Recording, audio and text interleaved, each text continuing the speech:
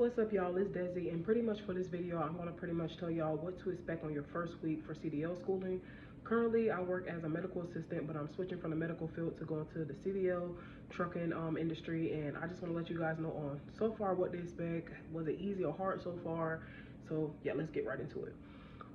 So the schooling that I go to is a night schooling. It's basically from 5 to 10, and basically we do it for 4 months. The only reason why we're doing it for 4 months, because if you can tell, we're only getting basically 4 hours of the learning. So it starts in January, it ends in May. Um, so far this week we covered air brakes and we covered combination vehicles. I think he still got it where it's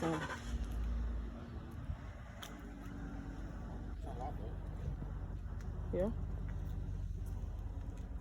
Yeah, that's my new truck. Boy, this is my truck. I'm about to get in the bit now. 3 points of contact. Huh? 3 points of contact. It looks so nice in here. See, it is. See, this automatic. We got that bed back there too. Yeah, what? Now we're not all the way done with combination vehicles, but we're still learning a little bit more on it. We ended off on that on Friday. What do I think so far as for my first week being into CDL schooling? I would say it's okay. I will say that I'm a lot more confident with air brakes now, but as far as for combination vehicles, it's going a little bit okay for me. I studied a little bit more today, and I was able to get an 82 when I did the CDL prep app, so that was pretty decent. Things to look out for your first week: one, don't be overwhelmed. It's going to be somebody in your class that pretty much has experience with driving trucks. It's going to be people who have no idea what driving trucks, which is me. And then you just got a good amount of people, so it's a total of 7 of us. It's 2 girls and 5 boys. Like I said, our instructor is really cool. I was able to kind of show you guys a couple of clips of certain things that you'll see in the classroom, and I love how our classroom is set up just like how it will actually be on the road. That's how the classroom look for the CDL class, y'all. Try to record before somebody walk in here.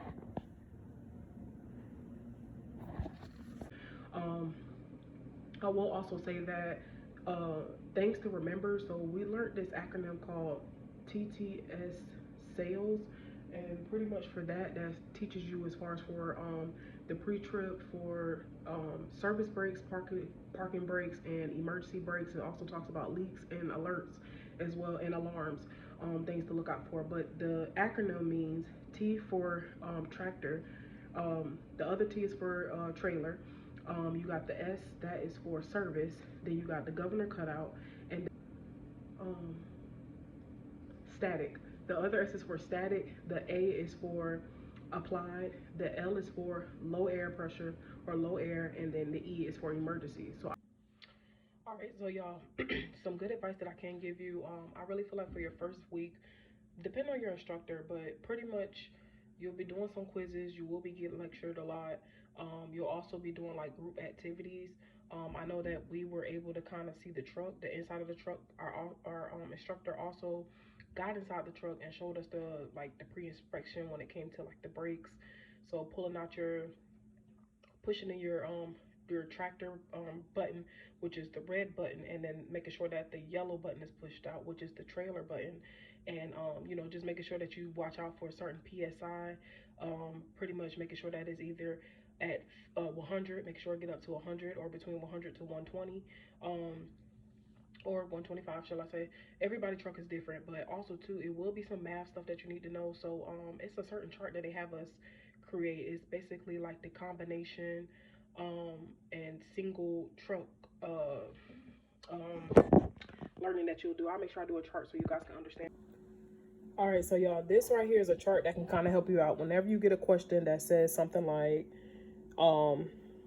air lost in a single vehicle that's not a combination unit should not be moved no more than blank with the engine off and brakes are released. I'm pretty sure that's what that is.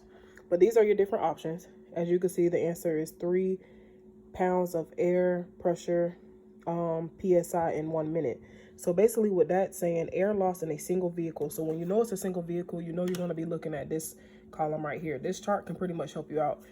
But basically, I can honestly say the first week was pretty much decent. I can honestly say the most challenging part for me is when we're doing these quizzes and it's like it's asking you the same question and it's almost like it's in a different form. Like you got to make sure that you catch that. Like I noticed that when I did my quizzes or whatnot, I was averaging about like a C average. Like I got a 72 on my first one and a 73 on my next one. But then when I'm doing like the CDL prep, or it's this website called CRIST, it's CRIST.com, where for your CDL test, and you pick what state that you in, and it pretty much gives you like a where you can take the test or whatnot, and each answer will tell you the explanation of why it's the answer or whatnot.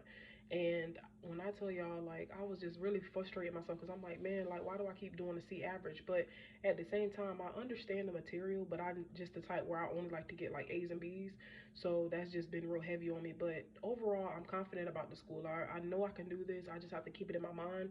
We are learning the manual, so the stick shift when it comes to the 18 wheelers. So that's why I like to make sure that every time after we finish with school, and I always try to get on one of the apps or something like that to keep my memory fresh on it. You know what I'm saying? As far as with combination vehicles, I've been learning a lot as far as for that as well too. Just basically understanding the difference between when you're driving um, a truck. Say for instance, you're driving a semi and it's empty. That takes longer to like. That takes a lot more when it comes to stopping distance than a truck that's full. I noticed that as well too. I'm also learning the difference between when it comes to counter steering, noticing when you have to back up. When you're backing up, you need to steer the wheel in the opposite direction. So if you're going left, you're trying to back your truck up left, you need to steer right. And then I also noticed too, jackknife, we're learning about that. So basically how like the truck forms like a V shape, like basically where, say for instance, your truck is pretty much straight this way, and then as your trailer starts to go a whole nother different way, that's basically with it being off track, with it being a jackknife, it can cause skids. um it's a lot that we're still learning with that. The ABS system, we're learning about that as well too. So it's quite a lot, but you want to keep your brain refreshed on it. I will say watching other YouTubers help out, continue to go over your notes help out, saying the words out loud helps you out. um it's a lot, but I will say, like I said, it's a certain amount of math that you will have to do when it comes to truck driving. So far I'm liking it, I will say that. So continue to wish me luck.